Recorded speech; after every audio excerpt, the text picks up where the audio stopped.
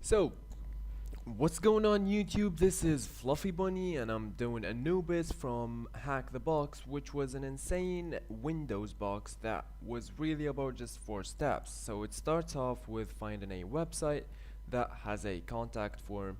You can inject some ESP code in it and you can get a shell as the system user. But you are in a Docker container, so you gotta do some pivoting around, and you notice a second website that's exposed to another Docker container that enables remote install, so you can use that if you point it to yourself to steal the NTLM-v2 hashes, and you can crack him using John the Ripper to get some credentials. And that's pretty much it.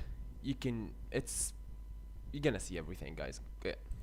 Have RPC and HTTPS service running a web app on port 443 with an SSL certificate, and we can see that we have a domain name. So all we have to do is just specify this in our etc host file.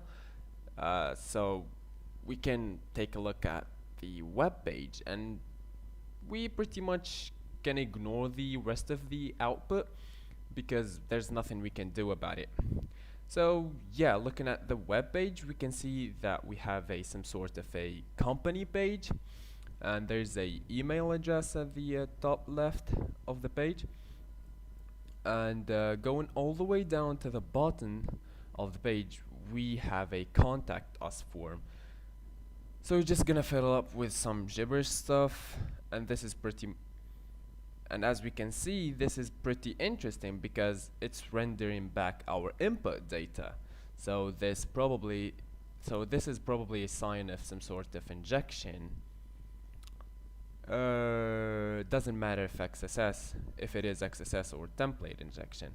So in this case, our input is not getting sanitized or filtered. So that's why it's getting reflected back to us. And we can confirm this by just using a normal alert 1 with the basic JavaScript tags. And we indeed have an injection, so let's see what we can do with this. But in this case, we won't think about XSS because there's no bot or something visiting or clicking anything.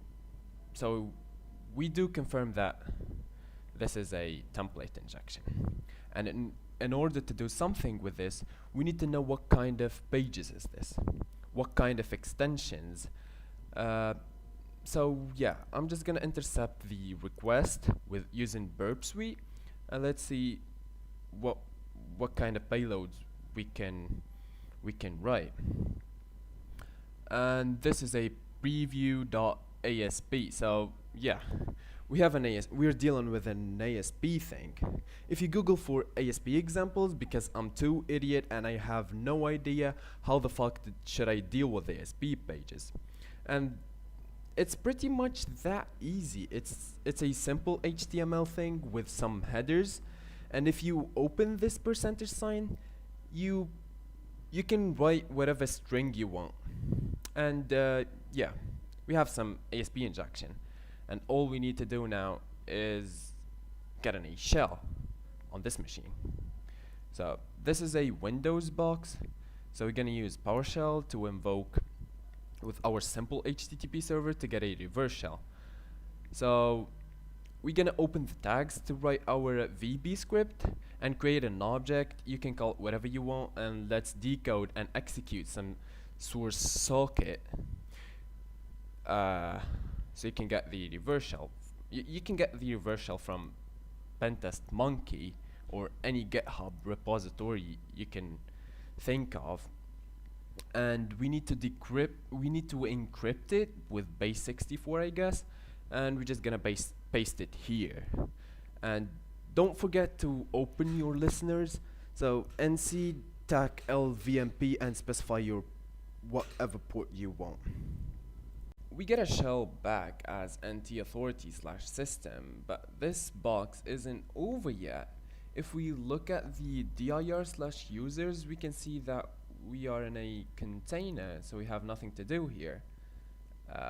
Let's see for open ports here, the netstat, tag ANO, and yeah, this is what we saw in the mmap scan earlier, and we can confirm that we don't have any Kerberos or LDAP stuff here. So this is a real container. If we run ipconfig, we can get the IP address with a gateway. We keep in mind for later, and it will be extremely good if we get a pivot here. We're gonna use Metasploit and MSF Venom to create our reverse TCP connection back. I mean, reverse TCP. I'm fucking dumb as fuck. So yeah, we need a.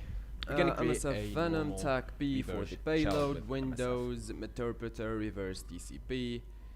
Tag F for the type of the file. We can call it whatever we want with tag O, and don't forget to specify the L host and L port. So yeah, we have to download the file, get a hit on the multi-handler stuff, blah blah blah blah blah blah blah. I literally repeated everything like 10 fucking times. I'm kinda exhausted, not gonna lie. So yeah, you want to have a pivot into the network, and we suspected the host system to be in this gateway. So we pretty much need to scan the entire network, run auto root, tag S and the gateway with the, I don't know, just follow me. I don't know how to explain stuff. So with that pivot setup, let's see if we can actually reach the system with proxy chains, and we can actually do some stuff here. So we get into the domain controller, and if we take a look at the web app using proxy chain and the curling method, it's just given us a 404, so we're probably missing the correct host name here. And at this point, we don't really know if let's look around in the container. Maybe there's something interesting here. So checking up the administrator folder, we can see that we have a request.txt file. We can read this with OpenSSL, and let's try that and get a lot of details about this certificate. And we have another domain name called softwarereportal.windcorp.htb. So let's save this and let's take a look at it.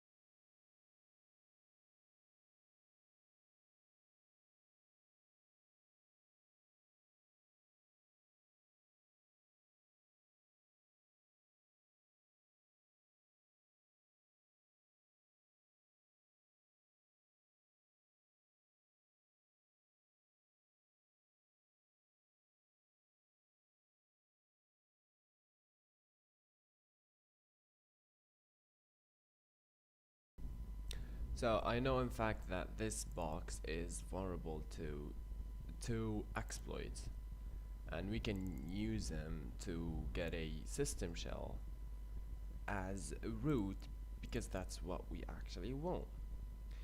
I ain't gonna talk that much about this vulnerability, but I'm gonna leave a link where Fortina actually talked about it. The vulnerability is called Kerberos Key Distribution Center Confusion. So when a request for a server ticket, I mean service ticket, is sent, I'm dumb, and it is not found, the KDC will automatically look up the requested ticket appended with the dollar sign, and self for you, or service for user to self, is an extension that allows a service to obtain a Kerberos server service ticket for itself. And this vulnerability can be actually triggered in a scenario where user obtains a TGT, the user gets removed, and the previously obtained TGT is used to request a service ticket from another user for themselves. Basically, C4U, in this case, the user will not be found, and a lookup for the user will appended with the dollar sign will be executed. And if a domain controller account with the name exists, a service ticket will be granted to the requesting user, making the requesting user a domain administrator. So yeah, this is pretty much it. So to actually execute the attack, there's this wonderful repository here called NoPack, and we scroll down, we can see the usage of this script. There's the autoget shell, that sounds amazing. We just give it a domain user, ddcip, the DC hostname, we need that one. So yeah, and then we switch users we want to impersonate on the DC. So we don't really have the hostname of the DC yet, right? We can run Bloodhound, but we can also just crack map exact. We can just execute map exact